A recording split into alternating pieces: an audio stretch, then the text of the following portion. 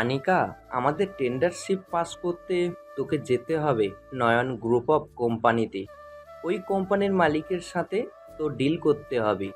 ওই ডিল যদি কমপ্লিট করে আসতে পারিস তাহলে আমাদের কোম্পানি আরও অনেক দূর এগিয়ে যাবে। কবে যেতে হবে? আব্বু আমাকে বলো, আমি ওই দিন চলে যাব। আজকে রাত 10টার দিকে একটা পার্টি আছে, ওই পার্টিতে তোকে যেতে হবে। ওখানে টেন্ডারশিপ পাস করবে, এমনকি ডিলটাও ফাইনাল হবে সেখানেই। আনিকা এইসব কথাবার্তা বলতেছে তার আব্বুর সাথে। এইসব কথাবার্তা বলে আনিকা চলে আসলো তাদের বাসায়। ফ্রেশ হয়ে নতুন যেই ড্রেস কিনে এনেছিল ওই ড্রেস পরতে লাগলো। আনিকা দেখতে মাশাল্লাহ পরীর চাইতেও কোনো দিক দিয়ে কম না। রেডি হতে হতে সন্ধ্যা হয়ে গেল। সন্ধ্যা 7টায় আনিকা তার আব্বুর কাছ থেকে বিদায় নিয়ে চলে আসলো সেই পার্টিতে। সবাই একসাথে দাঁড়িয়ে আছে, যাদের হাতে অ্যাক্সেস কার্ড আছে তাদেরকে ভিতরে ঢুকতে দিতেছে। এমন সময় বডিগার্ড আনিকাকে বলতে লাগলো, আপনার কার্ড দেখান। আপনি আপনার কার্ড দেখালে আমরা আপনাকে ভেতরে ঢুকতে দিব। আমাকে তো কার্ড দেওয়া হয় নাই, আর আমার নয়ন স্যারের সাথে জরুরি মিটিং আছে। ওই জরুরি মিটিংয়ের জন্য আমাকে পাঠিয়েছে আমার আব্বু। আনিকা গ্রুপ অফ কোম্পানি থেকে আমি এসেছি। ও আচ্ছা, আপনার নাম আনিকা, ভিতরে যান, আপনার কার্ড লাগবে না। নয়ন স্যার বলে দিয়েছে আপনি যদি আসেন তাহলে ভিতরে পাঠিয়ে দেওয়ার জন্য। 502 নম্বর রুমে যাবেন, ওইখানে স্যার আছে। ঠিক আছে। এই বলে আনিকা ওইখান থেকে চলে আসলো 502 নাম্বার রুমে। একা একা রুমের ভিতরে প্রবেশ করলো আনিকা। ভিতরে বসে আছে নয়ন। আনিকা ভিতরে গিয়ে নয়নকে সালাম দিয়ে বলতে লাগলো, স্যার, ভেতরে আসতে পারি? অবশ্যই, ভেতরে আসেন। আর দরজাটা লাগিয়ে দিয়ে আসবেন। আপনার জন্যই এতক্ষণ অপেক্ষা করছিলাম। সরি স্যার, আসতে একটু লেট হয়ে গেছে। ওকে, সমস্যা নেই, আসেন এখানে। আনিকা দরজাটা লাগিয়ে দিয়ে চেয়ারে গিয়ে বসে পড়ল। এইদিকে নয়ন চেয়ার থেকে উঠে আনিকার পাশে এসে দাঁড়িয়ে আনিকাকে উদ্দেশ্য করে বলতে লাগলো, আনিকা, তুমি তো তোমার আব্বুর অফিস দেখাশোনা করো। তোমাদের অফিসের সাথে বড় একটা ডিল করতে চাচ্ছি। তোমার আব্বু নিশ্চয় এটা বলেছে। জি স্যার, আব্বু আমাকে বলেছে, এটার জন্যই তো আমি এখানে এসেছি। আপনি যদি ডিলটা ফাইনাল করে দেন তাহলে আমাদের কোম্পানি আরেকটু বড় হবে। আপনি আপনার এত বড় কোম্পানির সাথে যদি আমরা কাজ করতে পারি তাহলে তো আমাদের জন্য খুবই ভালো। আপনি কি সেই সুযোগ করে দেবেন? দিব না কেন? অবশ্যই করে দিব। আপনার মতো এত সুন্দরী মেয়ে আমার কাছে এসেছে একটা আবদার নিয়ে। এটা যদি আমি পূর্ণ না করি তাহলে কেমন দেখায় না? তবে এখানে একটা শর্ত আছে। যদি এই শর্তটা আপনি মানতে পারেন তাহলে আমি ডিলটা ফাইনাল করব। কথাটা বলে নয়ন আনিকার কাঁধে হালকা করে চাপ দিল। এদিকে আনিকা মুচকে একটা হাসি দিয়ে নয়নকে উদ্দেশ্য করে বলতে লাগলো, বলেন কি শর্ত আপনার? আপনার শর্তটা শোনার পর যদি মানতে পারি তাহলে তো অবশ্যই হ্যাঁ বলবো, আর যদি মানতে না পারি তাহলে দুঃখিত। ভালো করে ভেবেচিন্তে বললেন কিন্তু।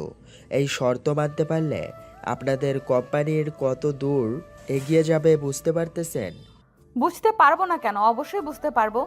400 কোটি টাকার ডিল হবে কম কথা নাকি? আপনি আপনার শর্তটা বলেন, আমি আপনার শর্ত শুনি আগে। নয়ন আরেকটু জোরে আনিকার কাঁধে চাপ দিয়ে বলতে লাগলো, যদি এই ডিলটা ফাইনাল করতে চান তাহলে আমার সাথে এক রাত কাটাতে হবে। যদি এক রাত কাটাতে পারেন তাহলে এই ডিলটা আমি ফাইনাল করে দিব। আপনি এসব কি বলতেছেন বুঝতে পারতেছেন? আমাকে এখানে ডিলের কথা বলে ডেকে এনে এসব নোংরামের কথা বলতেছেন? আপনার কি একটু লজ্জা করতেছে না? লজ্জা করবেন কেন? যদি তোমার ডিলটা ফাইনাল করতে চাও তাহলে অবশ্যই আমার সাথে এক রাত কাটাতে হবে। এই এক রাত কাটাতে পারলেই 400 কোটি টাকা। এটা কিন্তু বললেই হয়ে যায় না। আই এম রিয়েলি সরি, আমি এটা কখনোই করতে পারবো না। আমি গেলাম। আর আপনার এই 400 কোটি টাকার দরকার নেই আমার। আমাদের অফিস যেভাবে চলাচল করতেছে ওইভাবেই চলাচল করলে আমরা আস্তে আস্তে বেশ ভালো পজিশনে যেতে পারবো। এত তাড়াহুড়ো করার দরকার নেই ভালো পজিশনে যাওয়ার। দেখেন, আপনি আমার সাথে এক রাত থাকবেন, এটার জন্য আমি আপনাকে 10 কোটি টাকা দিব। সাথে অফিসের জন্য 400 কোটি টাকা দিব। এত বড় অফার করতেছি, আশা করি অন্য মেয়ে হলে এতক্ষণে রাজি হয়ে যেত। আমি টাকার লোভে আমার শরীর বিক্রি করতে পারবো না। আমার সব কিছু আমার স্বামীর অধিকার। আপনাকে কেন অধিকার দিব যে সামান্য টাকার জন্য? ভালোই ভালোই বলতেছি, রাজি হয়ে যান। তা না হলে কিন্তু আপনি এই রুম থেকে বের হতে পারবেন না। চিৎকার করলেও কেউ এসে বাধা দিবে না। আমি এখন জাস্ট বলবো মিউজিক ছেড়ে দেওয়ার জন্য। ওরা মিউজিক ছেড়ে দিবে, আপনার চিৎকার চেঁচামেচি বাইরে যাবে না। দেখেন, এখন যদি আমার সাথে কোনো কিছু করার চেষ্টা করেন তাহলে কিন্তু খুবই খারাপ হবে। আমি কিন্তু আইনের সহায়তা নিব। আইন তো আমার পকেটের টাকায় চলাচল করে, তাদেরকে কল দিয়ে কোনো কিছুই করতে পারবেন না। সো আমি যেটা বলতেছি এটা করে নেন, তাহলে আপনার অফিসেও চলবে আর আপনিও বেশ ভালোভাবেই চলতে পারবেন। নয়নের কথা শুনে ঠাস করে আনিকা নয়নের গালে চড় মেরে দিয়ে যেই চলে যেতে যাবে, এমন সময় নয়ন আনিকার হাত ধরে তার বুকের সাথে চেপে ধরল। এদিকে আনিকা ছোটার চেষ্টা করতেছে কিন্তু পারতেছে না। আনিকার রাগে নয়নকে উদ্দেশ্য করে বলতে লাগলো, দেখেন, বারবার বলতেছি আপনাকে ছেড়ে দেওয়ার জন্য। আপনি ছেড়ে দেন। যদি আপনার ভালো চান আর যদি খারাপ চান তাহলে আপনার ওই জিনিসটা কেটে দেব আমি। তখন কিন্তু পুলিশও আমার কিচ্ছু করবে না। ঠিক আছে, ওইটা পরে দেখা যাবে। তুই কি করতে পারিস? আমার গালে আজ পর্যন্ত কেউ চড় মারে নাই, এই প্রথম তুই আমার গালে চড় মারছিস। এইটার শাস্তি হচ্ছে তোকে আমি এখন ধর্ষণ করব। আমিও দেখতে চাই তুই কতটা নিজেকে সেভ করতে পারিস। এই বলে নয়ন আনিকাকে ধাক্কা মেরে সোফায় ফেলে দিয়ে আনিকার উপরে ঝাঁপিয়ে পড়ল। এদিকে আনিকা আপ্রাণ চেষ্টা করতেছে বাঁচার জন্য, জোরে জোরে চিৎকার চেঁচামেচি করতেছে। বাইরে মিউজিক চলার কারণে তার চিৎকারের শব্দ কেউ শুনতে পাচ্ছে না। দীর্ঘ 1 ঘন্টা এভাবে নয়নের সাথে যুদ্ধ করে আনিকা আর নিজেকে ধরে রাখতে পারল না। ক্লান্ত হয়ে গেল আনিকা। এদিকে নয়ন এই ফাঁকে আনিকাকে ধর্ষণ করতে লাগলো। তারপরেও আনিকা নিজেকে বাঁচানোর জন্য চেষ্টা করতেছে কিন্তু পারতেছে না। বেশ কিছুক্ষণ এভাবে চলে যাওয়ার পর দীর্ঘ 50 মিনিট আনিকাকে ধর্ষণ করে রুম থেকে বের হয়ে পড়ল নয়ন। এদিকে আনিকা কোনো রকমে উঠে তার ড্রেস পরে চলে আসলো ওয়াশরুমে। কান্নায় ভেঙে পড়লো আনিকা। কি করবে বুঝে উঠতে পারতেছে না। তার বাবার সামনে গিয়ে সে কিভাবে দাঁড়াবে। বেশ কিছুক্ষণ কান্না করে আনিকা চলে আসলো বাসায়। আনিকাকে দেখে আনিকার আব্বু বলতে লাগলো, আনিকা, কি হয়েছে তোর? গালে নখে আঁচড়ের দাগ কেন? আর গলায় ঘাড়ে এই রকম কামড়ের দাগ কেন? কি হয়েছে আমাকে খুলে বল। আনিকা তার আব্বুকে কি বলবে বুঝে উঠতে পারতেছে না। কান্নায় ভেঙে পড়লো তার আব্বুর পায়ে। এদিকে আনিকার আম্মু দৌড়ে ছুটে আসলো আনিকার কাছে। আনিকার মাথায় হাত বুলিয়ে দিতে দিতে বলতে লাগলো, কি হয়েছে মা? আমাদেরকে খুলে বল। পার্টিতে কোনো কিছু হয়েছে নাকি? আমাদেরকে বল, যদি কোনো কিছু হয়ে থাকে তাহলে আমরা আইনের সহায়তা নেব। আম্মু, যার পকেটে টাকা আছে সে আইনকে নিজের করে কিনে নিতে পারবে। আমরা কি পারবো তার সাথে? আর আব্বু, তুমি এমন এমন মানুষের সাথে গিয়ে ডিল ফাইনাল করো, আমি কখনো চিন্তা ভাবনাও করতে পারি নাই মানুষের মন মানসিকতা যে এমন। কি হয়েছে তুই বলবি তো আমাকে। নয়ন স্যার কিছু বলেছে নাকি? কি করবে উনি? কিন্তু আমাকে ধর্ষণ করেছে। আমি নিজেকে বাঁচানোর জন্য অনেক চেষ্টা করেছিলাম, অনেক চিৎকার করেছিলাম। পার্টি চলার কারণে কেউ আমার চিৎকার শব্দ শুনতে পায় নাই। এই বলে আনিকা আরো জোরে জোরে কান্না করতে লাগলো। আনিকার কথা শুনে আনিকার আব্বু মাথায় হাত দিয়ে বসে পড়লো মাটিতে। আনিকার আব্বু কান্না করতে করতে বলতে লাগলো, আমি যদি জানতাম এই রকম পরিস্থিতি হবে তাহলে তোকে আমি কখনোই পাঠাতাম না মা। আমি এখন কি করব? কোথায় যাব? প্রশাসনের কাছে গেলে এই খবরটা পুরো বাংলাদেশে ছড়িয়ে দিবি। তখন আমাদের মান সম্মান ধুলোয় মিশে যাবে। আমাদের আত্মহত্যা করা ছাড়া তখন আর কোনো পরিস্থিতি থাকবে না। আব্বু, আমার সাথে যা হয়েছে এটা নিয়ে কোনো কথা বলার দরকার নেই।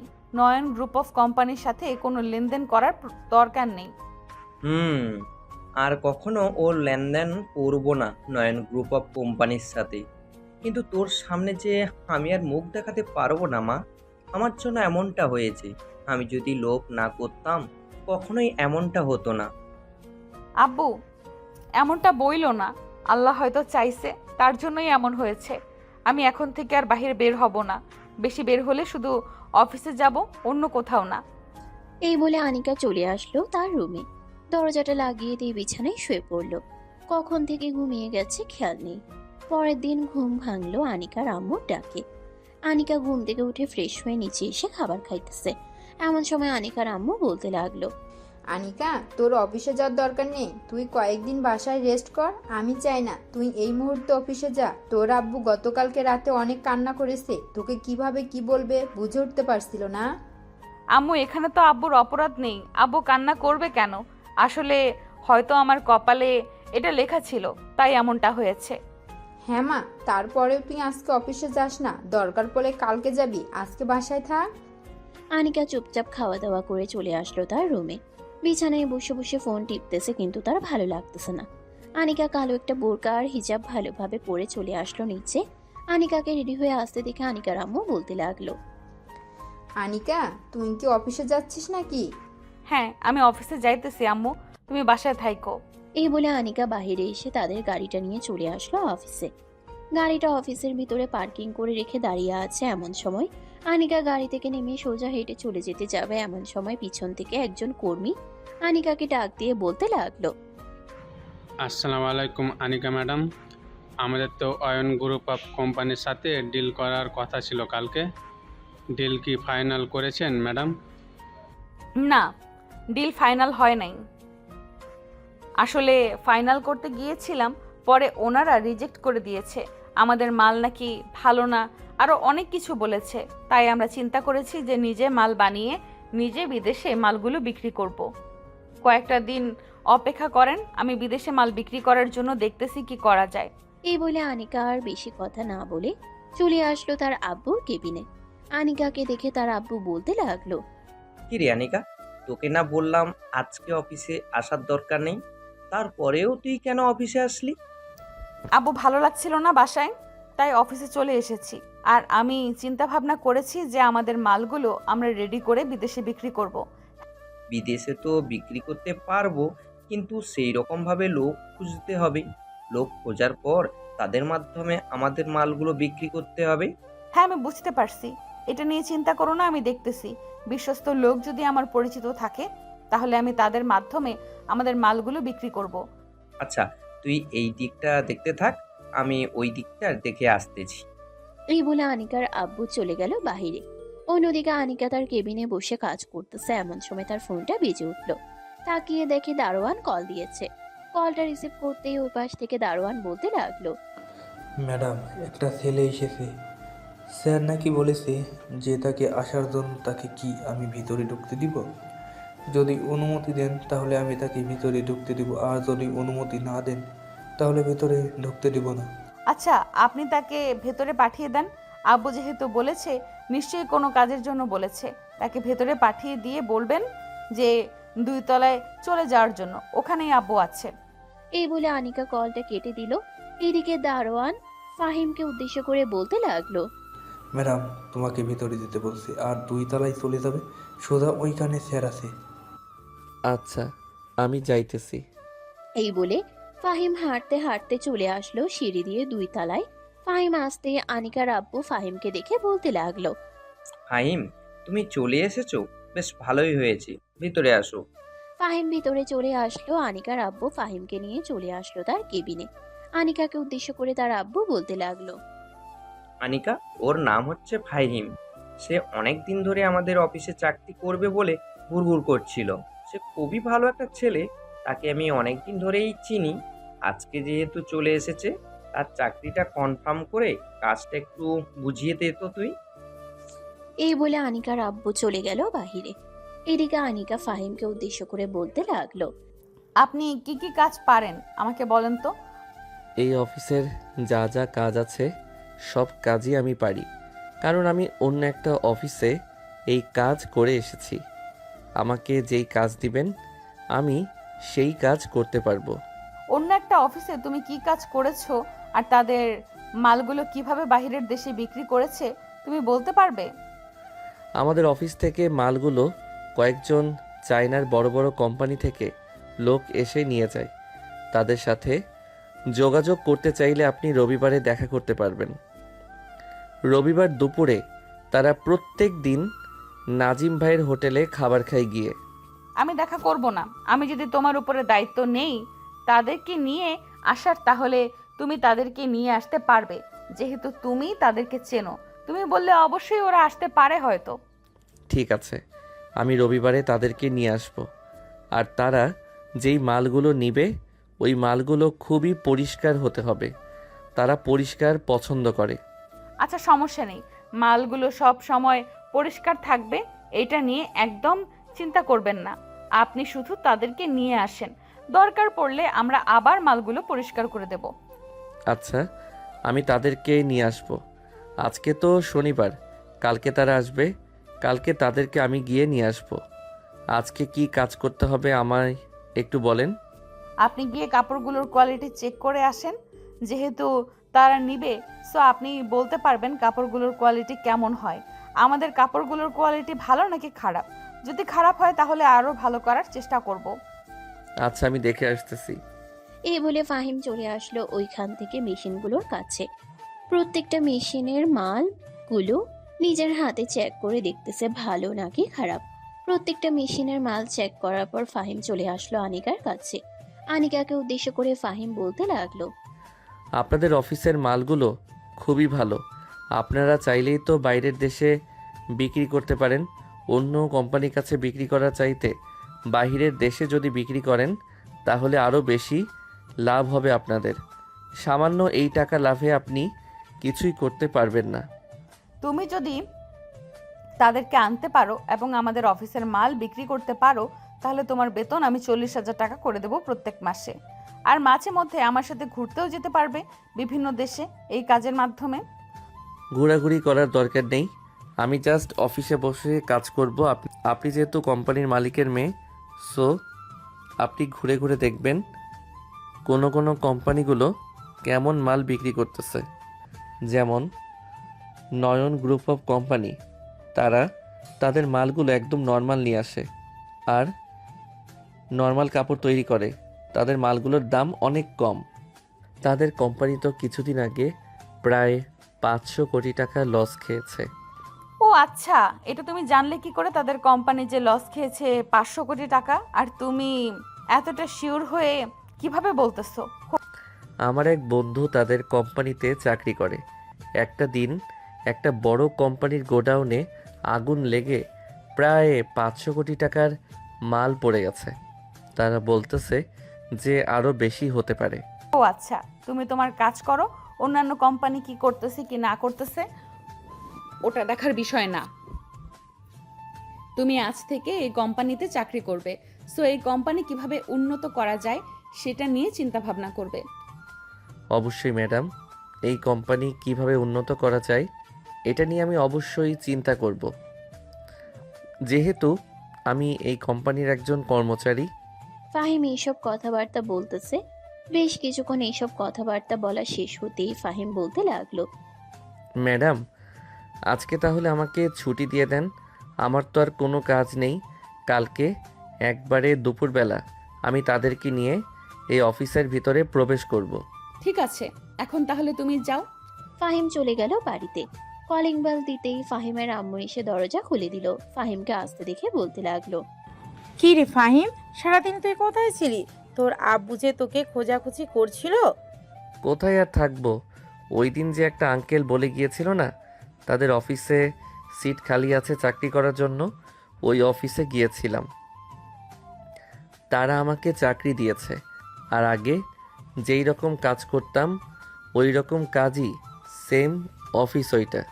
ম্যাডাম বলেছে যে তাদের কোম্পানির মালগুলো যদি বাহিরের দেশে বিক্রি করে দিতে পারি তাহলে ম্যাডাম আমাকে প্রত্যেক মাসে 40,000 করে বেতন দিবে, সাথে আরও অনেক কিছু দিবে। ও আচ্ছা, তাহলে তো বেশ ভালোই হয়েছে তোর জন্য।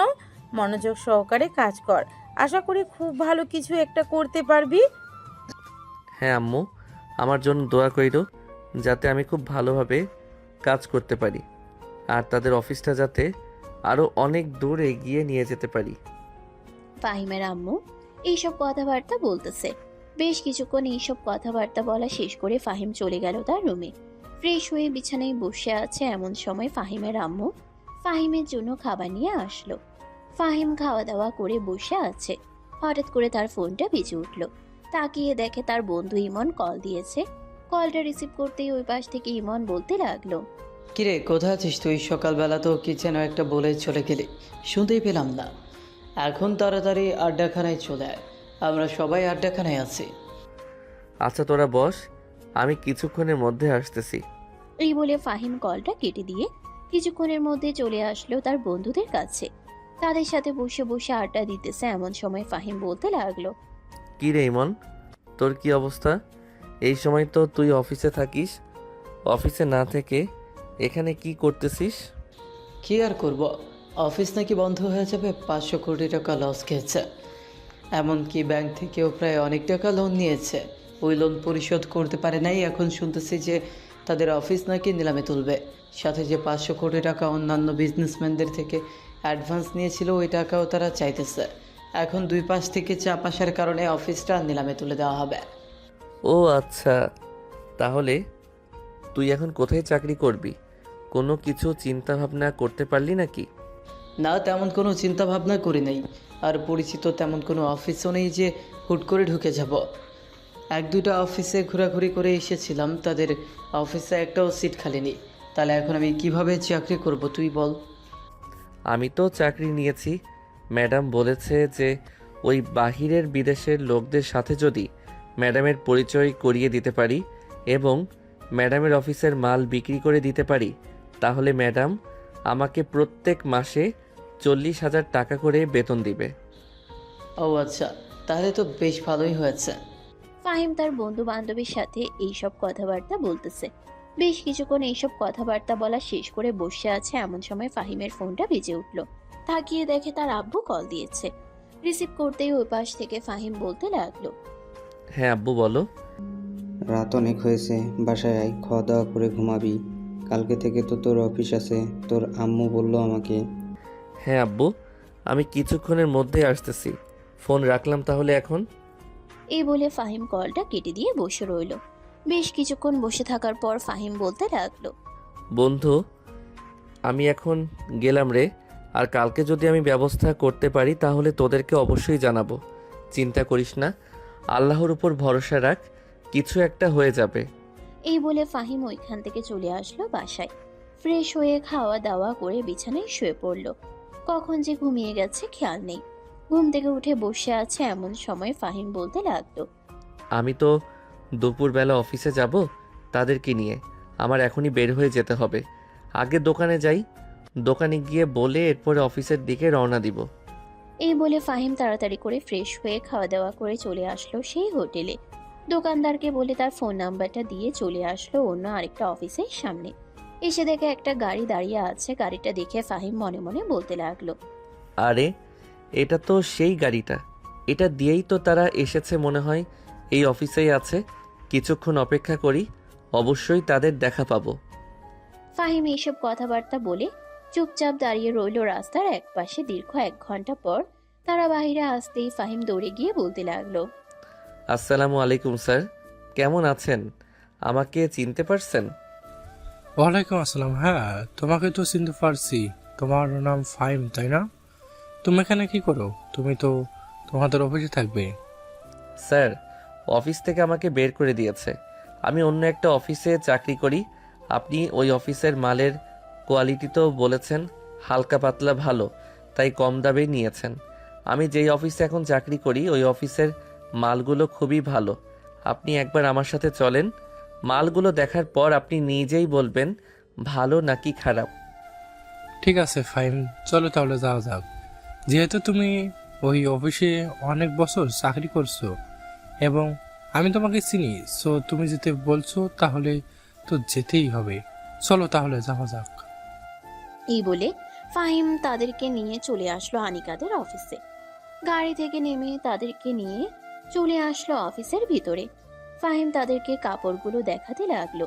কাপড়গুলো দেখানোর পর তাদেরকে নিয়ে চলে আসলো আনিকার কেবিনে। আনিকা তাদেরকে দেখে সালাম দিয়ে বসতে বলল, সাথে ফাহিমকেও। ফাহিম বসে আছে, এমন সময় আনিকা তাদেরকে উদ্দেশ্য করে বলতে লাগলো, আসসালামু আলাইকুম স্যার, আপনারা তো আমাদের মালগুলো প্রত্যেকটা চেক করে দেখেন, আমাদের কোম্পানির মালগুলো আপনাদের কাছে কেমন লেগেছে? আপনাদের কোম্পানির মালগুলো সব চাইতে বেস্ট হয়েছে। আপনারা প্রত্যেকটা মাল কত করে বিক্রি করবেন আমাদেরকে বলেন, আমরা আপনাদের কোম্পানি থেকে হিজিস পরিমাণ মাল নিয়ে যাব। আপনারা যদি আমাদের কোম্পানি থেকে মাল নিয়ে যান হিউজ পরিমাণে, তাহলে আমরা আপনাদেরকে মালগুলো দিতে পারবো কম দামে। আমরা এমনিতে প্রত্যেকটা মালের প্রাইস রাখি 195 টাকা করে। সো আপনারা যেহেতু নেবেন, আপনাদের কাছ থেকে 190 টাকা করে রাখবো। ওয়াও, তাহলে তো আমাদের জন্য বেশ ভালোই হবে। আপনাদের কাছে এখন আপাতত কত মাল আছে? আপনি 5টা মিনিট ওয়েট করেন, আমি হিসাব করে আপনাদেরকে জানাচ্ছি। এই বলে আনিকা হিসাব করতে লাগলো। বেশ কিছুক্ষণ হিসাব করার পর আনিকা বলতে লাগলো, আমাদের স্টকে প্রায় 2,80,000 মাল আছে, তবে কয়েকটা মালের প্রাইস কিন্তু ভিন্ন। আপনি হয়তো ভেবেছেন প্রত্যেকটা মালের প্রাইস সেম, কিন্তু না, প্রত্যেকটা মালের কোয়ালিটি আলাদা আলাদা, সো প্রাইসও আলাদা আলাদা। প্রাইস নিয়ে সমস্যা নেই, আপনি মালগুলো আমাদেরকে দিতে থাকেন আর আমাদেরকে হিসাব করে দেন। আমরা আপনার অ্যাকাউন্টে টাকা পাঠিয়ে দিয়েছি এখন। আনিকা সবগুলো মালের হিসাব করে বলতে লাগলো, সবগুলো মাল হিসাব করে প্রাইস এসেছে 6,40,00,000 টাকা। আপনাদের কাছে যদি ক্যাশ থাকে তাহলে ক্যাশ দিয়ে যান, এটা আমাদের জন্য খুবই ভালো হবে। ঠিক আছে, আমরা আপনাদেরকে ক্যাশ দিয়ে যাচ্ছি, কিছুক্ষণ ওয়েট করুন আর আপনি মালগুলো গাড়িতে দিতে থাকেন। আনিকা মালগুলো সবাইকে নিয়ে দিতে লাগলো। বেশ কিছুক্ষণের মধ্যে দেওয়া শেষ হয়ে গেল। এদিকে বিদেশি ক্লায়েন্টরা টাকা ক্যাশ রেডি করে দিয়ে মাল নিয়ে চলে গেল। আনিকা ফাহিমকে উদ্দেশ্য করে বলতে লাগলো, ফাহিম, তোমাকে অনেক অনেক ধন্যবাদ, কারণ তুমি এই অফিসে নতুন এসেই প্রথমে আমাদের কোম্পানিতে এত বড় একটা লাভ অংশ নিয়ে আসবে, এটা আমরা কখনো চিন্তাও করতে পারি নাই। যেই মালগুলো আমরা 130 টাকা করে বিক্রি করতাম, এই মালগুলো 190 টাকা করে বিক্রি করেছি, এবং যে মালগুলো 190 টাকা করে বিক্রি করতাম ওই মালগুলো এখন 250 করে বিক্রি করেছি। ম্যাডাম, আরও যদি ভালো কোয়ালিটির কাপড় তৈরি করতে পারেন তাহলে আরও ভালো দামে বিক্রি করতে পারবেন। ওরা আবারও আসবে, যেহেতু মালগুলো নিয়ে গেছে এই অফিস থেকে। হ্যাঁ, আমি তো চাই ওরা আবার আসুক। ওরা আবার আসলে আমাদের অফিসের জন্য আরো বেশি ভালো হবে।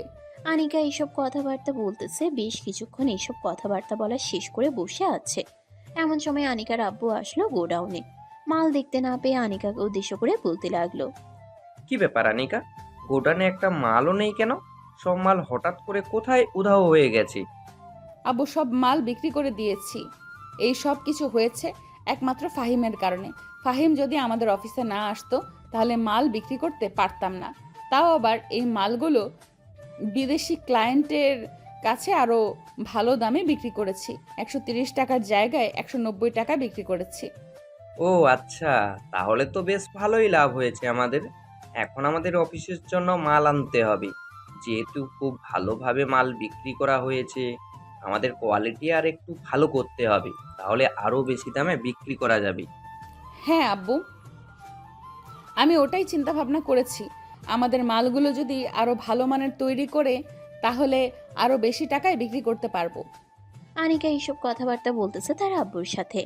বেশ কিছুক্ষণ এইসব কথাবার্তা বলে আনিকা বসে আছে। এমন সময় আনিকার আব্বু বলতে লাগলো, আনিকা, ফাহিমকে শুধু মালগুলোর কোয়ালিটি দেখানোর জন্য রেখে দিই, আর তাকে 40,000-এর জায়গায় 50,000 টাকা দিবি প্রত্যেক মাসে। কারণ আশা করি তুই বুঝতেই পারছিস, সে যদি আমাদের অফিসে থাকে তাহলে আমাদের অফিসটা আরও ভালোভাবে চলাচল করবে। আর একটা নিউজ শুনেছিস? কিসের নিউজ আব্বু? নয়ন গ্রুপ অফ কোম্পানির 50 কোটি টাকার মাল পুড়ে গেছে। এখন ব্যাংক থেকেও তাকে ডাক দিয়েছে, সাথে যাদের কাছ থেকে টাকা নিয়েছিল তারাও টাকা চেয়েছে। এখন অফিস এবং অর্থ সম্পদ যা ছিল সব দিয়েও 50 কোটি টাকা হয় নাই।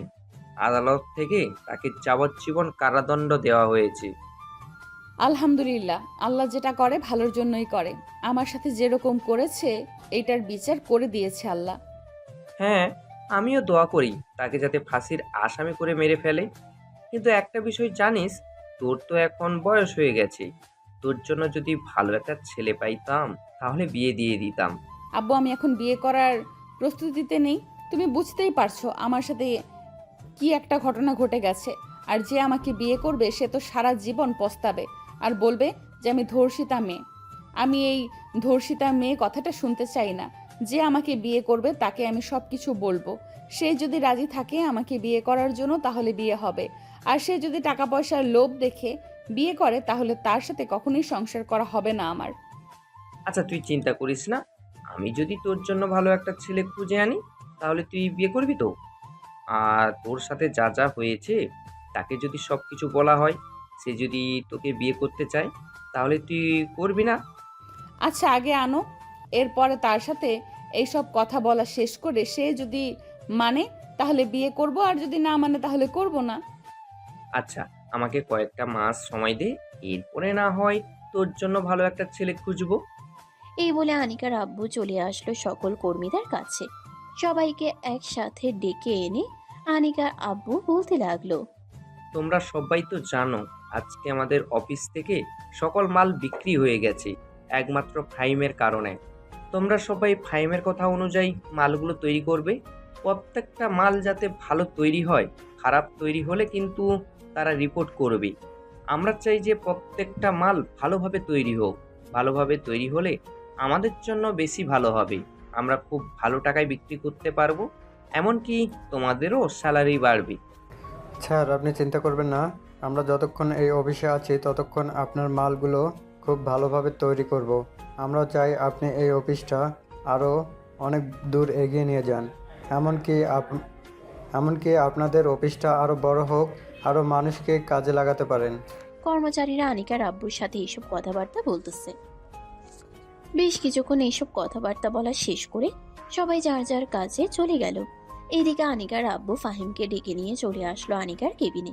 আনিকাকে উদ্দেশ্য করে বলতে লাগলো, আনিকা, তুই আজকে রাতে ফাহিমকে নিয়ে রাতে রেস্টুরেন্টে খাবার খাবি। আনিকা একবার ফাহিমের দিকে তাকিয়ে কি যেন একটা মনে করে তার আব্বুকে উদ্দেশ্য করে বলতে লাগলো, ঠিক আছে আব্বু, রাতের বেলা না হয় ফাহিমকে নিয়ে আজকে রেস্টুরেন্টে খাওয়া দাওয়া করব। ফাহিম চুপচাপ দাঁড়িয়ে আছে, কোনো কিছুই বলতেছে না। তার যদি ভাগ্যে না থাকতো তাহলে এখানে সে আসতে পারতো না। ফাহিম এইসব চিন্তা ভাবনা করতেছে। বেশ কিছুক্ষণ চিন্তা ভাবনা করে ওইখান থেকে চলে আসলো নিচে। ফাহিম নিচে এসে দোকান থেকে কিছু খাবার খেয়ে আবারও চলে আসলো উপরে। সারাদিন কাজ করে সন্ধ্যায় ফ্রেশ হয়ে বসে আছে এমন সময় আনিকা এসে ফাহিমকে উদ্দেশ্য করে বলতে লাগলো, ফাহিম চলো এখন তোমাকে নিয়ে আজকে ভালো একটা রেস্টুরেন্টে গিয়ে খাওয়া দাওয়া করব। এই বলে দুইজন চলে আসলো নিচে। আনিকা গাড়িতে উঠে পড়লো। ফাহিমকে দাঁড়িয়ে থাকতে দেখে আনিকা বলতে লাগলো, কি ব্যাপার, এভাবে দাঁড়িয়ে আছো কেন? ভেতরে এসে বসো, ভেতরে না বসলে আমি গাড়ি চালাবো কি করে?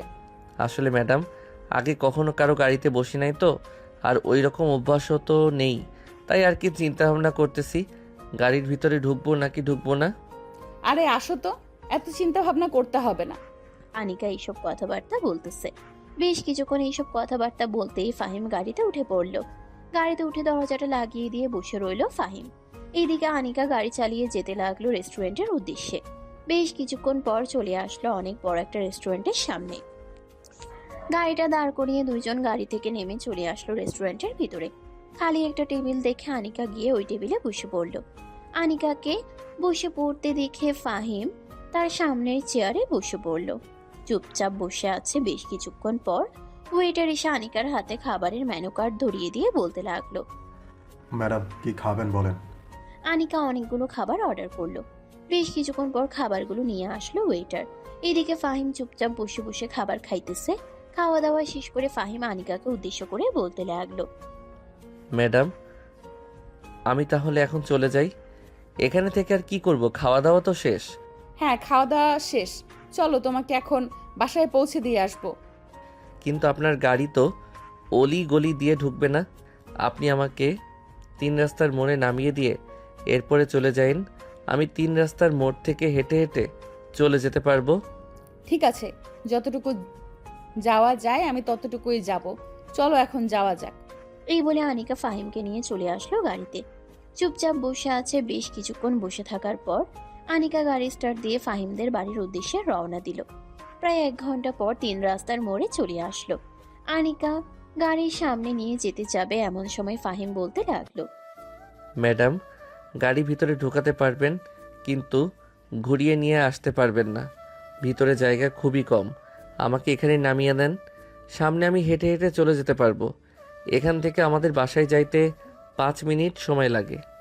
ও আচ্ছা, যাও তাহলে, তুমি আর কালকে তাড়াতাড়ি অফিসে চলে এসো, তোমার সাথে জরুরি মিটিং করব। ঠিক আছে ম্যাডাম, আমি তাহলে এখন গেলাম। এই বলে ফাহিম গাড়ি থেকে নেমে কিছুটা দূরে এসে দাঁড়ালো। আনিকা গাড়িটা ঘুরিয়ে নিয়ে চলে যেতে লাগলো। এইদিকে ফাহিম গাড়ির দিকে যাইতেছে এমন সময় পিছন থেকে ফাহিমের বন্ধু আজিজুল বলতে লাগলো, কিরে ফাহিম, তুই দেখলাম গাড়ি করে আসলি, এখন দেখলাম গাড়িটা চলে গেল। ব্যাপার কি, কিছুই তো বুঝতে পারলাম না। আর বলিস না, আজকে আমাদের অফিস থেকে সবগুলো মাল বিক্রি করে দিয়েছি। এটার জন্য বস আমাকে রেস্টুরেন্টে নিয়ে খাওয়া দাওয়া করিয়ে এনেছে। আমি বলেছিলাম রিক্সা দিয়ে চলে আসতে পারবো, কিন্তু বস আমাকে এসে নামিয়ে দিয়ে গেছে। ও আচ্ছা, তোর ভাগ্য খুবই ভালো রে, তোর মনের মতন একটা বস পেয়েছিস। মনের মতো মানে? আমি তো মনে করি যে এই রকম বস প্রত্যেকটা অফিসে থাকা প্রয়োজন। ওনার মতো মানুষই হয় না। প্রত্যেকটা কর্মচারীকে নিজের আপন বলে মনে করে তিনি। কাউকে কষ্ট দেয় না কোনো কাজের জন্য। যেটা পারবে না ওইটা বারবার শিখিয়ে দিবে, না পারলে শিখে নিতে বলবে, তারপরেও কষ্ট দেয় না। আমারও তো এরকম একটা বসের দরকার ছিল, কিন্তু ভাগ্য নেই তাই পেলাম না। যাই হোক, এখন বাসায় যা। হ্যাঁ, কালকে দেখা হবে। এই বলে ফাহিম চলে গেল বাসায়। কলিং বেল দিতেই তার আম্মু এসে দরজা খুলে দিল। ফাহিম বাড়ির ভিতরে প্রবেশ করে সোজা তার রুমে গিয়ে ফ্রেশ হয়ে চলে আসলো তার আম্মুর কাছে। ফাহিমকে আজকে হাসি খুশি দেখে ফাহিমের আম্মু বলতে লাগলো, কি রে ফাহিম, তোকে আজকে এত হাসি খুশি দেখাচ্ছে, এই হাসি খুশি দেখানোর কারণ কি? আম্মু জানো, আমি যেটা কখনো কল্পনাও করতে পারি নাই সেটা আজকে হয়েছে। কি হয়েছে সেটা তো বলবি।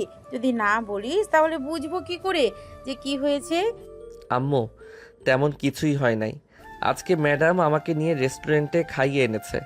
আমার অনেক দিনের ইচ্ছা ছিল অফিসের বসের সাথে রেস্টুরেন্টে বসে খাওয়া দাওয়া করব। আজকে আমার সেই ইচ্ছা পূর্ণ হয়ে গেছে। ও আচ্ছা, তাহলে তো আজকে আর বাড়িতে খাওয়া দাওয়া করবি না। রেস্টুরেন্ট থেকে কি কি খেয়ে এসেছিস আর কিসের জন্য খাইয়েছে তোকে, এটা আগে বল। আসলে আমি স্যারকে বলেছিলাম যে আমি তাদের অফিসের সকল মাল বিক্রি করে দিব বাইরের দেশের ক্লায়েন্টের কাছে।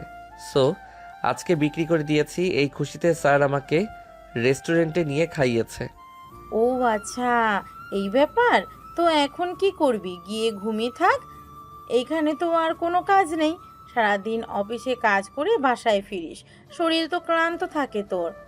হ্যাঁ আম্মু, শরীর তো ক্লান্ত থাকবেই যেহেতু কাজ করি। এই বলে ফাহিম চলে আসলো তার রুমে। বিছানায় শুয়ে পড়তেই কখন যে ঘুমের দেশে পাড়ি জমিয়েছে খেয়াল নেই। পরের দিন ঘুম থেকে উঠে ফাহিম বসে আছে, এমন সময় ফাহিমের আম্মু ফাহিমের রুমের ভিতরে প্রবেশ করলো। ফাহিমকে উদ্দেশ্য করে বলতে লাগলো, কিরে ফাহিম, এইখানে বসে আছিস কেন? আজকে অফিসে যাবি না নাকি? হ্যাঁ আম্মু, আজকে অফিসে যাব। এইমাত্র ঘুম থেকে উঠলাম, এখন ফ্রেশ হওয়ার জন্য যাব। তুমি গিয়ে খাবার রেডি করো। ফাহিমের আম্মু চলে গেল ফাহিমের জন্য খাবার রেডি করতে। এদিকে ফাহিম ফ্রেশ হয়ে রেডি হয়ে চলে আসলো খাবার টেবিলে। খাওয়া দাওয়া করে কিছুক্ষণ বিশ্রাম নিয়ে ওইখান থেকে চলে আসলো অফিসে। ঘুরে ঘুরে সবার কাজগুলো দেখতেছে। একটা মেশিন খালি থাকার কারণে ফাহিম বসে পড়লো। দুপুর অবধি কাজ করে ফাহিম উঠে যেই চলে যেতে যাবে, এমন সময় আনিকা বলতে লাগলো, ফাহিম, আজকে তুমি মেশিন চালিয়েছো, তোমাকে না অন্য কাজ দিলাম, তুমি মেশিন চালাবে কেন? ম্যাডাম, ওই মেশিন যে লোক চালাইতো ওই লোক আজকে আসে নাই, এটার জন্য আর কি আমি চালিয়েছি মেশিনটা। ও আচ্ছা, বেশ ভালো করেছো। এখন তাহলে তুমি কিছুক্ষণ রেস্ট করো, আর না হয় বাহির থেকে একটু ঘোরাঘুরি করে আসো। এই বলে আনিকা চলে গেল তার কেবিনে। অন্যদিকে আনিকার আব্বু চুপচাপ কেবিনের ভিতরে বসে আছে। এমন সময় ফাহিমের কথা মনে পড়ে গেল আনিকার আব্বুর। আনিকার আব্বু আনিকাকে উদ্দেশ্য করে বলতে লাগলো, আনিকা, গতকাল তুই তো বলেছিস আমার পছন্দ করার ছেলেকে বিয়ে করবি। আমি যদি ফাহিমকে পছন্দ করে থাকি তাহলে কি তুই ফাহিমকে বিয়ে করবি? আনিকা তার আব্বুর মুখে এই কথা শুনে কি বলবে বুঝে উঠতে পারতেছে না। বেশ কিছুক্ষণ চুপ থাকার পর আনিকা তার আব্বুকে উদ্দেশ্য করে বলতে লাগলো, আব্বু, ফাহিম খুব ভালো ছেলে। তার সাথে এই 2টা দিন মিশে যতটুকু বুঝলাম, আমি তাকে ঠকাতে চাই না। আর সে যদি এসব জানতে পারে তাহলে কখনোই বিয়ে করবে না আমাকে। তুই এটা নিয়ে চিন্তা করতেছিস কেন? ফাহিম যদি রাজি হয় বিয়ে করতে তাহলে তো তোর কোনো সমস্যা নেই। হ্যাঁ, আমার কোনো সমস্যা নেই, কিন্তু আমি তার কাছে অপরাধী হয়ে থাকবো সারা জীবন। অপরাধী হয়ে থাকতে হবে না, বিয়ের পর সবকিছু ঠিক হয়ে যাবে। এখন এই সব নিয়ে চিন্তা করিস না, আমি দেখি আর 1-2টা মাস যাক, এরপরে ফাহিমকে বিষয়টা খুলে বলবো। আশা করি ফাহিম বিষয়টা বুঝতে পারবে। ঠিক আছে, তুমি আগে বলে দেখো, সে যদি রাজি হয় তাহলে আমিও রাজি হব। তবে একটা কথা, এটা বলে দিবে তোমার টাকা পয়সার লোভ যাতে না করে। আমি জানি সে টাকা পয়সার লোভ করবে না, তারপরও তোমাকে জানিয়ে দিলাম। আনিকার আব্বু এইসব কথাবার্তা বলতেছে। বেশ কিছুক্ষণ এইসব কথাবার্তা বলার পর আনিকা বলতে লাগলো, আব্বু, আমার ভালো লাগছে না, আমি আজকে বাসায় চলে যাই। তুমি কাজ শেষ করে এরপরে না হয় বাসায় আসবে, আর ফাহিমকে বলবে হিসাব করে খাতায় লিখে রাখার জন্য আজকে কতটুকু মাল তৈরি হয়েছে। ঠিক আছে, আমি না হয় বলে দিব ফাহিম হিসাব করে খাতায় লিখে রাখবে, চিন্তা করিস না। আনিকা চলে গেল বাসায়। এদিকে আনিকার আব্বু চলে আসলো ফাহিমের কাছে। ফাহিমকে উদ্দেশ্য করে আনিকার আব্বু বলতে লাগলো, ফাহিম, আজকের যতগুলো প্রোডাকশন হয়েছে ততগুলো প্রোডাকশন খাতায় লিখে রাখো। আমিও বাসায় চলে যাইতেছি। আনিকা তো আরো কিছুক্ষণ আগে বাসায় চলে গেছে। তোমার উপরে সব কিছু দিয়ে গেলাম, দেখে রাখো কিন্তু। ঠিক আছে স্যার, আপনি চিন্তা করবেন না, আমি দেখে রাখবো, আপনি নিশ্চিন্তে যেতে পারেন।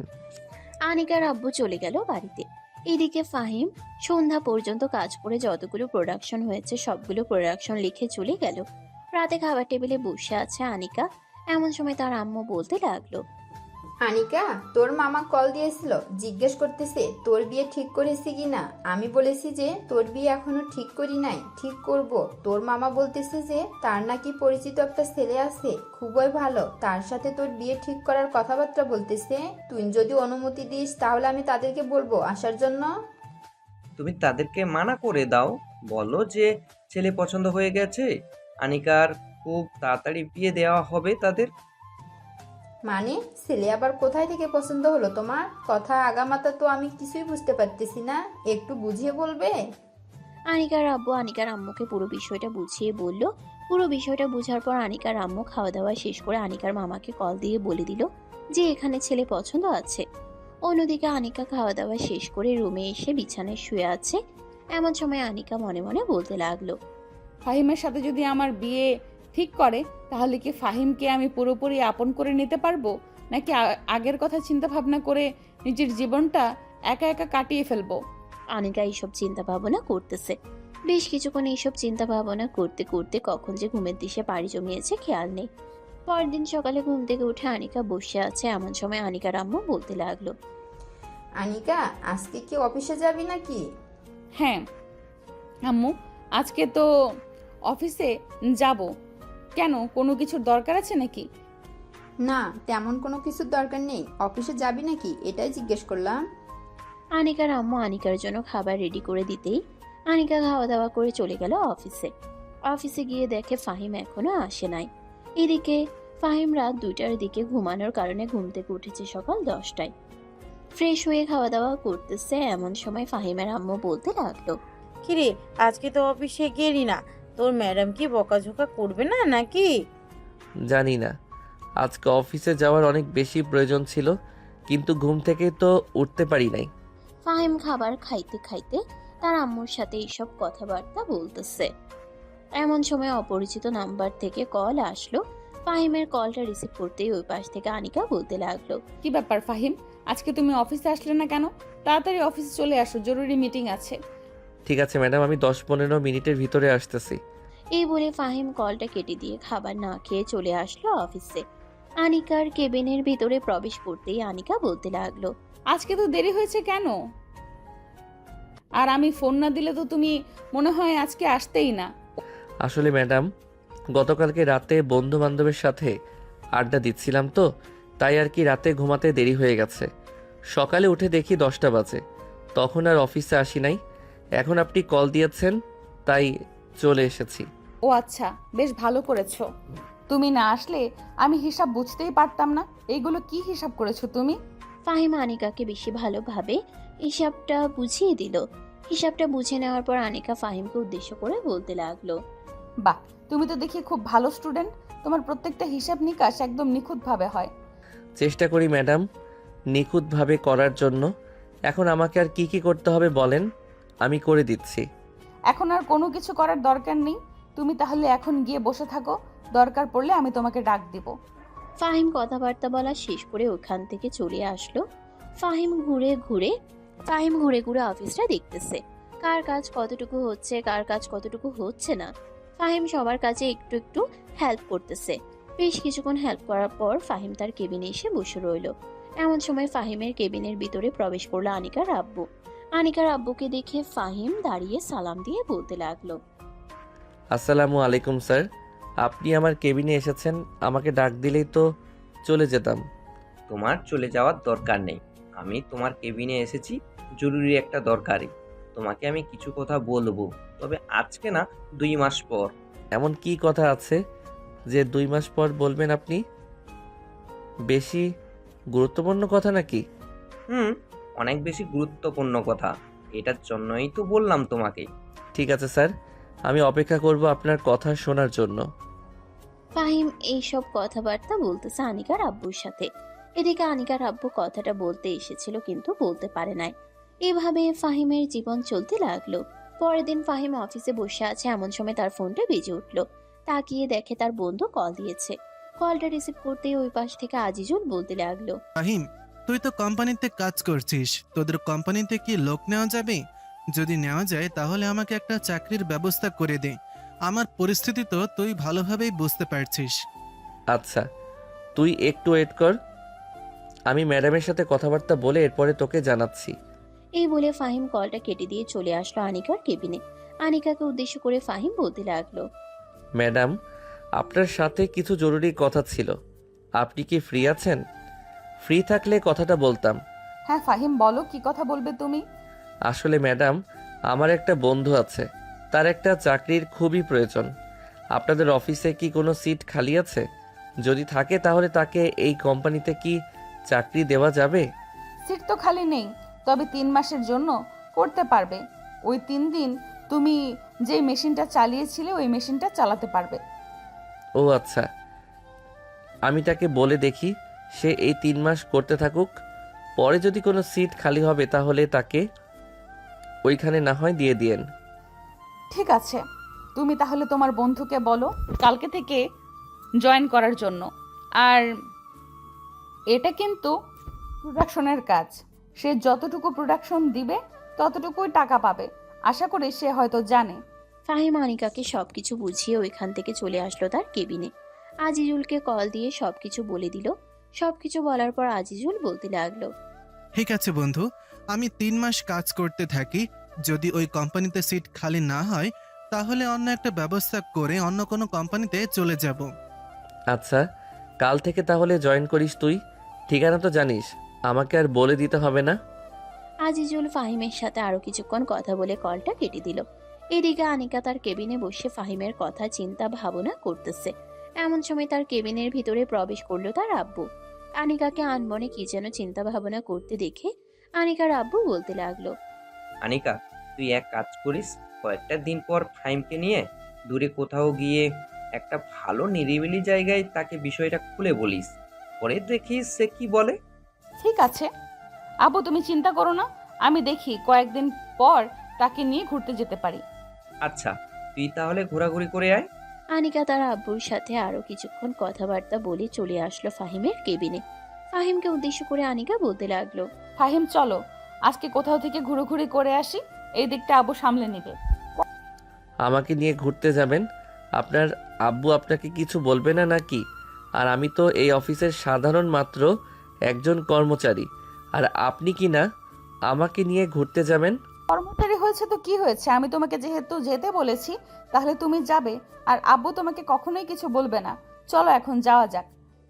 এই বলে আনিকা ফাহিমকে নিয়ে চলে আসলো নিচে। ফাহিমকে উদ্দেশ্য করে আনিকা বলতে লাগলো, ফাহিম কি খাবে? কিছু এনে দেবো নাকি তোমাকে খাওয়ার জন্য? আরে না ম্যাডাম, কিছু আনার দরকার নেই, আর আমি বাহিরের জিনিস তেমন বেশি খাই না। ও আচ্ছা। এই বলে আনিকা চুপচাপ গাড়ি চালিয়ে চলে আসলো পার্কে। বেশ কিছুক্ষণ বসে থেকে আনিকা ফাহিমকে উদ্দেশ্য করে বলতে লাগলো, ফাহিম জায়গাটা কেমন? বলতে গেলে একদম অসাধারণ। আমি সবসময় এই রকম জায়গা পছন্দ করি। বলতে গেলে এক কথায় এই রকম নিরিবিলি জায়গা আমার খুবই ভালো লাগে। যখন আমার মন খারাপ থাকে ঠিক তখনই আমি নিরিবিলি জায়গায় চলে যাই। ও আচ্ছা, আমি তো আর একা একা এখানে আসতে পারি না। আশেপাশে কত ছেলে আছে, তারা মেয়েদেরকে একা পাইলেই বিরক্ত করে। তাই আর কি আজকে তোমাকে নিয়ে আসলাম এখানে। ও আচ্ছা, তো এই নিরিবিলি জায়গায় নিয়ে আসার কারণ কি আমাকে একটু বলতে পারবেন, নাকি আপনার মন খারাপ?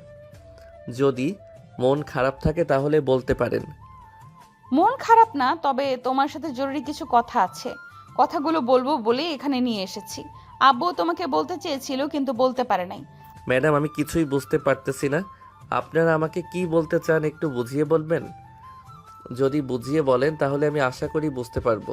আসলে ফাহিম, সত্যি কথা বলতে আমার ব্যাপারে তোমাকে কিছু বলতে চাচ্ছি।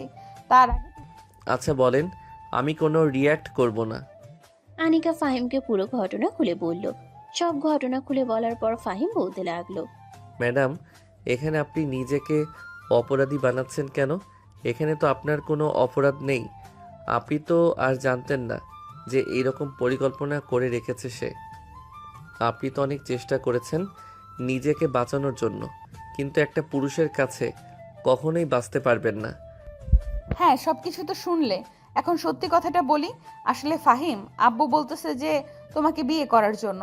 আব্বু তোমার সাথে আমার বিয়ে ঠিক করবে বলেছিল, কিন্তু আমি বলেছি যে আগে আমার বিষয়ে তাকে সবকিছু জানাবো। সে যদি রাজি থাকে তাহলেই বিয়ে করতে রাজি আছি। আব্বু তোমাকে বলতে গিয়েছিল কিন্তু বলতে পারে নাই লজ্জার কারণে। এখন তুমি যদি রাজি থাকো তাহলে আমি আব্বুকে বলবো তোমাদের বাসায় যাওয়ার জন্য। ম্যাডাম, আপনি তো হুট করে বলে ফেলেছেন। আমাকে যদি কিছুটা দিন সময় দেন তাহলে আমি ভেবেচিন্তে এরপরে আপনাকে জানাতে পারবো।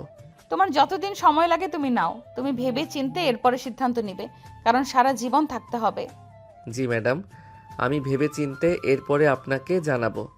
ফাহিম চুপচাপ বসে রইল। অন্যদিকে আনিকা ফাহিমের মুখের দিকে তাকিয়ে দেখে ফাহিম খুব গভীরভাবে চিন্তা করতেছে। আনিকা আর ফাহিমকে বাধা না দিয়ে চলে আসলো গাড়িতে। অন্যদিকে ফাহিমও চলে আসলো গাড়িতে। আনিকাকে উদ্দেশ্য করে বলতে লাগলো, ম্যাডাম চলেন তাহলে এখন যাওয়া যাক। আনিকা চুপচাপ গাড়িটা ঘুরিয়ে নিয়ে চলে আসলো অফিসের সামনে। সন্ধ্যায় ফাহিম আনিকার কাছ থেকে বিদায় নিয়ে চলে আসলো বাসায়। খাওয়া দাওয়া করে চলে আসলো তার বন্ধুদের কাছে। সবাই একসাথে বসে আড্ডা দিতেছে। এমন সময় ফাহিম সবাইকে উদ্দেশ্য করে কিছু বলতে যাবে, কিন্তু বলল না। রাত 1টায় বাসায় ফিরতেই ফাহিমের আম্মু ফাহিমকে উদ্দেশ্য করে বলতে লাগলো, কিরে ফাহিম, তোর কি কোনো সমস্যা হয়েছে নাকি? সমস্যা হবে কেন? আমি আমার বন্ধুদের সাথে আড্ডা দিচ্ছিলাম, তার জন্য আর কি দেরি হয়ে গেছে বাসায় ফিরতে। ও আচ্ছা, যা গিয়ে ঘুমা। কালও তো আবার অফিসে যাবি। আমি না হয় সকাল সকাল তোকে ডেকে দিব। ঠিক আছে আম্মু, সকাল সকাল না হয় আমাকে ডেকে দিও। আমি এখন গেলাম।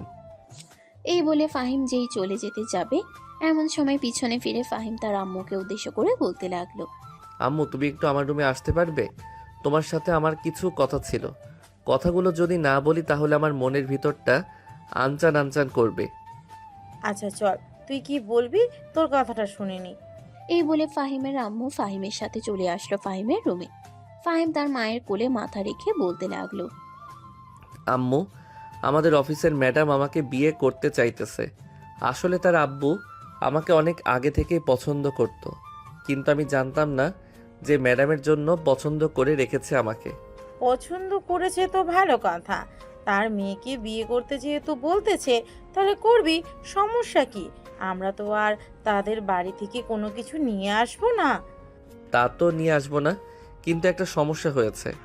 সমস্যাটা হচ্ছে কি আম্মু, ওই মেয়েটা ধর্ষণের শিকার হয়েছে। আমি তোমাকে পুরো ঘটনা খুলে বলতেছি, তাহলে তুমি বুঝতে পারবে। সব কিছু বোঝার পর না হয় তুমি উত্তর দিও কি করলে ভালো হবে।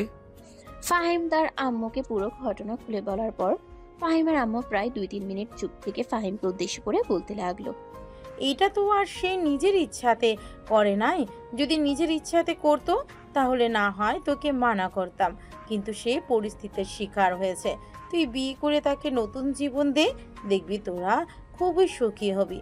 যে মেয়ে অন্যের সুখের কথা চিন্তা করে এই কথা বলে দিতে পারে, তাই আমিও মনে করি যে তোরা সুখী হবি।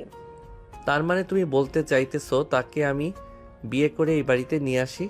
হ্যাঁ, আমি বলতে চাইতেছি যে তুই তাকে বিয়ে করে এই বাড়িতে নিয়ে আয়। এই বাড়িতে নিয়ে এসে তাকে নতুন একটা জীবন দে। বিয়ের পর এই রকম কথাবার্তা আর কখনোই বলবি না। আচ্ছা, আমি না হয় আরও কয়েকটা দিন চিন্তা ভাবনা করে নেই, এরপরে না হয় বিয়ের কথা চিন্তা ভাবনা করা যাবে। ঠিক আছে, তুই না হয় আরও কয়েকটা দিন চিন্তা ভাবনা কর, আমি আমার পক্ষ থেকে বলে দিয়েছি। ফাহিমের আম্মু চলে গেল। বেশ কিছুক্ষণ পর ফাহিম ঘুমের দেশে পাড়ি জমালো। পরের দিন সকালে ঘুম থেকে উঠে খাওয়া দাওয়া করে আজিজুলের সাথে চলে আসলো অফিসে। অন্যদিকে আনিকা তার কেবিনে বসে ফাহিমের দিকে তাকিয়ে আছে। এদিকে ফাহিম বসে বসে চিন্তা ভাবনা করতেছে কি বলবে। বেশ কিছুক্ষণ চিন্তা ভাবনা করার পর ফাহিম চলে আসলো আনিকার কেবিনে। আনিকাকে উদ্দেশ্য করে বলতে লাগলো, ম্যাডাম, বিদেশি ক্লায়েন্টদের সাথে কথা বলেছেন নাকি? আমাদের স্টকে তো মাল আবার রেডি হয়ে আছে, আপনি ফোন দিয়ে বলে দিলেই তারা চলে আসবে। হ্যাঁ, আমি তাদেরকে বলে দিয়েছি, তারা সামনের সপ্তাহে আসবে। সামনের সপ্তাহে আসলে তারপর একসাথে সবগুলো মাল বিক্রি করে দিব। ও আচ্ছা, তাহলে মালগুলো রেডি হতে থাকুক, আমি কিছুক্ষণ ঘোরাঘুরি করে আসি সবার কাছ থেকে। ফাহিম যেই চলে যেতে যাবে এমন সময় পিছন থেকে আনিকা বলতে লাগলো, ফাহিম, কালকের কথাটা নিয়ে কি তুমি চিন্তা ভাবনা করেছো? আমি তো আপনার কাছে কয়েকটা দিন সময় চেয়েছি, আমাকে কয়েকটা দিন সময় দেন, আমি অবশ্যই জানাবো আপনাকে। এই বলে ফাহিম ওইখান থেকে উঠে চলে আসলো নিচে, সবার সাথে কথাবার্তা বলতেছে। অন্যদিকে আনিকা মনে মনে বলতে লাগলো, মনে হয় না ফাহিম রাজি হবে। যাই হোক, কপালে যেটা আছে সেটাই হবে। আনিকা এইসব চিন্তা ভাবনা করতেছে। দেখতে দেখতে সন্ধ্যা হয়ে আসলো। সন্ধ্যায় ফাহিম তার বন্ধুকে নিয়ে চলে আসলো 3 রাস্তার মোড়ে। বেশ কিছুক্ষণ আড্ডা দিয়ে ফাহিম যেতে লাগলো তার বাড়ির দিকে। এমন সময় তার ফোনটা বেজে উঠলো। তাকিয়ে দেখে আনিকা কল দিয়েছে। কলটা রিসিভ করতেই ওই পাশ থেকে আনিকা বলতে লাগলো, কি করো ফাহিম? বাসায় এখনো পৌঁছাও নাই? আশেপাশে রিক্সার শব্দ হচ্ছে। না ম্যাডাম, এখনো পৌঁছাই নাই, আর 1 বা 2 মিনিটের মধ্যে পৌঁছে যাব। ফাহিম আনিকার সাথে কথাবার্তা বলতে বলতে চলে আসলো বাসায়। বাড়ির সামনে এসে কলটা কেটে দিল ফাহিম। কলটা কাটার পর বাড়ির ভিতরে প্রবেশ করে সোজা তার রুমে এসে ফ্রেশ হয়ে বসে আছে। এমন সময় ফাহিমের আম্মু আর ফাহিমের আব্বু ফাহিমের রুমে আসলো। ফাহিমকে উদ্দেশ্য করে তার আব্বু বলতে লাগলো, ফাহিম, তোর আম্মু গতকালকে রাতে সব কিছু বলেছে আমাকে। আমিও চিন্তা ভাবনা করে দেখলাম, মেয়েটার জীবন যদি আবার নতুনভাবে তুলে দেওয়া হয় তাহলে বেশ সুখে থাকবি তোরা। আব্বু, আমিও চিন্তা ভাবনা করেছি যে কালকে গিয়ে ম্যাডামকে বলে দিব যে আমি তাকে বিয়ে করতে চাই। পরে ওনারা যদি আমাদের বাসায় আসতে চায় তাহলে বলবো যে পরের দিন আসার জন্য। ঠিক আছে, কালকে গিয়ে তুই না হয় তোর সিদ্ধান্ত জানিয়ে দিস। এখন তাহলে খাওয়া দাওয়া করে নে এসে। ফাহিম তার আব্বু আম্মুর সাথে খাওয়া দাওয়া করে নিল। খাওয়া দাওয়া শেষ করে বসে আছে। এমন সময় ফাহিমের আব্বু বলতে লাগলো, ফাহিম, যা গিয়ে ঘুমিয়ে পড়। এমনিতেই সারাদিন অফিসে খাটাখাটনি করে বাড়িতে আসিস, শরীর ক্লান্ত হয়ে থাকে। গিয়ে ঘুমালে বেশি ভালো হবে, শরীর আর ক্লান্ত থাকবে না। ফাহিম চলে আসলো তার রুমে। বিছানায় শুয়ে পড়তেই কখন যে ঘুমের দেশে পাড়ি জমিয়েছে খেয়াল নেই। পরের দিন সকালে ঘুম ভাঙতেই ফাহিম ফ্রেশ হয়ে নিচে এসে হালকা পাতলা খাওয়া দাওয়া করে চলে আসলো বাহিরে। এসে দেখে আজিজুল দাঁড়িয়ে আছে। আজিজুলকে দাঁড়িয়ে থাকতে দেখে ফাহিম বলতে লাগলো, কি রে, তুই এত তাড়াতাড়ি চলে এসেছিস? হ্যাঁ, আজকে একটু তাড়াতাড়ি বের হয়েছি, এটার জন্য তোদের বাড়ির দিকে চলে আসলাম। চল এখন যাওয়া যাক। এই বলে আজিজুল আর ফাহিম একটা রিক্সা নিয়ে চলে আসলো অফিসে। দুজন অফিসের ভিতরে প্রবেশ করে দুজন দুজনের জায়গায় চলে গেল। এদিকে ফাহিম অপেক্ষা করতে লাগলো আনিকার আসার উদ্দেশ্যে। বেশ কিছুক্ষণ পর আনিকা আসতে আনিকার পিছু পিছু চলে গেল আনিকার কেবিনে। ফাহিম আনিকাকে উদ্দেশ্য করে বলতে লাগলো, ম্যাডাম, আপনার সাথে কিছু জরুরি কথা ছিল, এখানে বলবো নাকি বাইরে যাবেন? হ্যাঁ, আমি জানি তুমি কি বলবে। তুমি নিশ্চয়ই না করে দিবে, তাই না? এটা আমি অনেক আগে থেকেই চিন্তা ভাবনা করে রেখেছি যে তুমি মানা করে দেবে। না ম্যাডাম, আমি মানা করব না, আমি আপনাকে বিয়ে করতে রাজি আছি। আমি আমার আব্বু আম্মুর সাথে বিষয়টা শেয়ার করেছি, তারাও বলেছে আপনাকে বিয়ে করতে। আবার চিন্তা ভাবনা করেন না, আপনাদের এইসব সম্পত্তি দেখে আমি আপনাকে বিয়ে করতেছি। আমার যতটুকু ইনকাম আমি ততটুকু ইনকাম দিয়ে চলাচল করব, তাও আবার আপনাকে নিয়ে। আপনাদের বাড়ি থেকে কোনো কিছুই নিব না। ফাহিমের কথা শুনে আনিকা চেয়ার থেকে উঠে এসে ফাহিমকে জড়িয়ে ধরল। এদিকে আনিকার আব্বু কেবিনের ভিতর প্রবেশ করে দুজনের এইরকম অবস্থা দেখে ভিতরে আর প্রবেশ না করে চলে আসলো অন্য কাজে। আনিকা ফাহিমকে জড়িয়ে ধরে কান্না করে বলতে লাগলো, আমি কখনো চিন্তা ভাবনা করতে পারি নাই যে তুমি রাজি হবে। এই সব কিছু শুনে আল্লাহর কাছে লাখ লাখ শুক্রিয়া জানাই, যাতে আমাদেরকে খুব ভালো রাখে। আনিকার এইসব কথাবার্তা বলতেছে ফাহিমকে। বেশ কিছুক্ষণ পর ফাহিম আনিকাকে ছেড়ে দিয়ে বলতে লাগলো, আপনি চাইলে আমাদের বাসায় যেতে পারেন কালকে আপনার আব্বু আম্মুকে নিয়ে। আপনার আব্বু আমাদের বাড়ি চিনে। ঠিক আছে, তুমি যাও, আমি কালকে তোমাদের বাড়িতে চলে যাব আব্বু আম্মুকে নিয়ে। আর কালকে গিয়ে বিয়ে করব। আমি আর দেরি করতে চাই না, দেরি করলেই তোমাকে হারিয়ে ফেলবো। আরে না, আমাকে হারাবেন না। যাই হোক, এখন আমি কাজে যাই।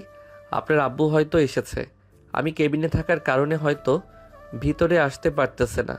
এই বলে ফাহিম চলে আসলো বাহিরে।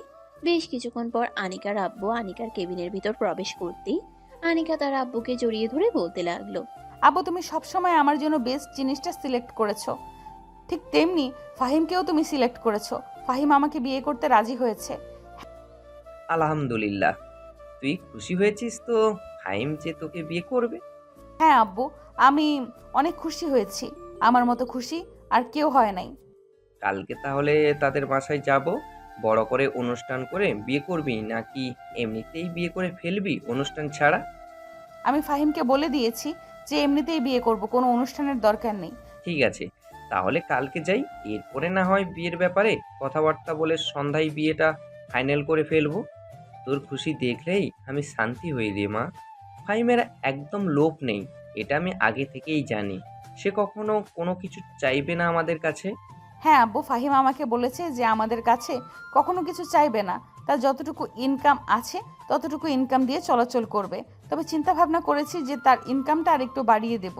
যেহেতু আমি বিয়ের পর আর অফিসে আসবো না, তুমি আর ফাহিম অফিসটা দেখে শুনে রাখো। তুই না আসলেও ফাহিম একা একা অফিসটা দেখতে পারবে, আর আমি আসি বা না আসি ফাহিমের উপরে নির্ভর করবে সব কিছু। আশা করি ফাহিম সব কিছু দেখবে। এইসব কথাবার্তা বলতেছে দুইজন। দেখতে দেখতে সন্ধ্যা হয়ে আসলো। সন্ধ্যায় আনিকা তার আব্বুকে নিয়ে চলে আসলো বাসায়। কলিং বেল দিতে আনিকার আম্মু এসে দরজা খুলে দিল। দুইজন বাড়ির ভিতরে প্রবেশ করে ফ্রেশ হয়ে এসে খাবার টেবিলে বসে সব কথা শেয়ার করলো। অন্যদিকে ফাহিমও বাড়িতে এসে তার আব্বু আম্মুকে জানিয়ে দিল তারা কালকে আসবে। ফাহিম খাওয়া দাওয়া করে রুমে এসে বিছানায় শুয়ে আছে। এমন সময় আনিকা কল দিল। কলটা রিসিভ করতেই ওই পাশ থেকে আনিকা বলতে লাগলো, কি করো ফাহিম, ঘুমিয়ে গেছো নাকি? না, এখনো ঘুমাই নাই, ঘুমাবো। তুমি তো কালকে আসবেই, আর কালকে রাত থেকেই তোমার সাথে আমার থাকা হবে। হ্যাঁ, কালকে রাতে আমি তোমার বুকে ঘুমাবো। আমাকে অনেক আদর করে ঘুম পাড়াতে হবে। পারবে না আদর করে ঘুম পাড়াতে? পারবো না কেন, অবশ্যই পারবো। এখন তাহলে ঘুমাও, আমার খুব ক্লান্ত লাগতেছে, আজকে অনেক কাজ করেছি। আচ্ছা তাহলে ঘুমাও, কালকে দেখা হচ্ছে। এই বলে আনিকা কলটা কেটে দিয়ে ঘুমের দিশে পাড়ি জমালো। পরের দিন ফাহিম ঘুম থেকে উঠে চলে আসলো বাজারে। অনেক বাজার সদাই করে বাড়িতে নিয়ে আসতেই ফাহিমের আম্মু রান্না বসিয়ে দিল। সকাল 10টায় আনিকার আব্বু আম্মু চলে আসলো ফাহিমদের বাসায়। ফাহিম আনিকাকে নিয়ে তার রুমে এসে কথাবার্তা বলতেছে। অন্যদিকে আনিকার আব্বু ফাহিমের আব্বুর সাথে কথাবার্তা বলতেছে। বেশ কিছুক্ষণ কথাবার্তা বলে তারা দুইজন চা খেতে লাগলো। এদিকে আনিকা ফাহিমকে জড়িয়ে ধরে শুয়ে আছে। বেশ কিছুক্ষণ শুয়ে থাকার পর আনিকা বলতে লাগলো, ফাহিম, আজকে রাতে কিন্তু আমাকে অনেক আদর করতে হবে, যাতে আমি আগের সব স্মৃতি ভুলে যাই। এখন যাতে তোমাকে নিয়ে কল্পনা করি আর অন্য কোনো কিছু যাতে আমার মাথায় না আসে। ঠিক আছে, তুমি একদম চিন্তা করো না, আজকে রাতেই সব কিছু করবো। দুইজন এইসব নিয়ে কথা বলতে লাগলো। দেখতে দেখতে কখন যে সন্ধ্যা হয়ে গেছে খেয়াল নেই। সন্ধ্যায় ফাহিমের আব্বু আর আনিকার আব্বু গিয়ে কাজে নিয়ে আসলো। কাজী সাহেব দুজনের বিয়েটা পড়িয়ে দিয়ে চলে গেলেন। রাতে খাওয়া দাওয়া শেষ করে আনিকার আব্বু আনিকার আম্মুকে নিয়ে চলে আসলো তাদের বাসায়। অন্যদিকে আনিকা ফাহিমকে নিয়ে চলে আসলো রুমে। দুইজন বিছানায় বসে আছে। এমন সময় আনিকা ফাহিমকে উদ্দেশ্য করে বলতে লাগলো, ফাহিম, কাল সকালে কি বলেছিলাম মনে আছে? আজকে কিন্তু আমাকে পরিপূর্ণ আদর করতে হবে। আমি তোমার আদর পেয়ে যাতে সব কিছু ভুলে যাই। হ্যাঁ, তুমি রেডি হও, আমিও রেডি হচ্ছি তোমাকে আদর করার জন্য। এই বলে আনিকা একটা শাড়ি পরে এসে ফাহিমের সামনে দাঁড়াতেই ফাহিম আনিকাকে জড়িয়ে ধরে খাটে শুয়ে দিল আর বলতে লাগলো, এখন তাহলে আদর করলাম তোমাকে, চিৎকার করবে না কিন্তু। এই বলে ফাহিম আনিকাকে আদর করতে লাগলো। আনিকাকে আদর করতেছে আর আনিকার চোখ দিয়ে টপ টপ করে পানি পড়তেছে। এটা কষ্টের পানি না, এটা হচ্ছে সুখের পানি। সবাই তাদের দুজনের জন্য দোয়া করবেন যাতে তারা দুজন একে অপরকে সারা জীবন ভালোবাসতে পারে। আর আনিকা যাতে তার আগের সব স্মৃতি ভুলে যেতে পারে। আজকের গল্পটা তাহলে এখানেই সমাপ্ত করলাম। সবাই ভালো থাকবেন, সুস্থ থাকবেন। ধন্যবাদ। সমাপ্ত।